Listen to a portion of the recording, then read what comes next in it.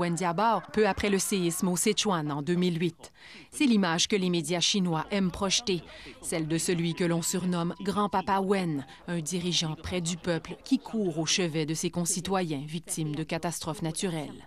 Wen Jiabao lui-même aime rappeler ses origines modestes. Mais voilà, selon le New York Times, la famille du premier ministre aurait accumulé au fil des ans une fortune de plus de 2,7 milliards de dollars. Les proches de Wen Jiabao, notamment sa femme qui a fait fortune dans l'industrie du diamant, auraient profité de l'influence du dirigeant pour obtenir des contrats et faire des affaires dans des secteurs contrôlés de près par l'État.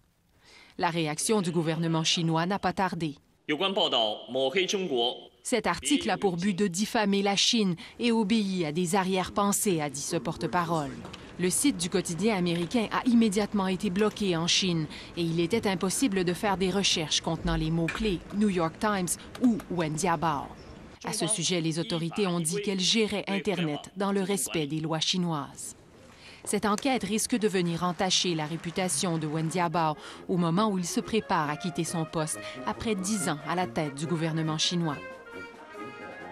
Il s'agit aussi d'un pavé dans la mare pour le Parti communiste qui tente de légitimiser son pouvoir. Alors que les scandales de dirigeants corrompus se multiplient, dont celui très médiatisé de Bo Xilai, il semble difficile pour les Chinois de croire que le parti est d'abord là pour servir le peuple.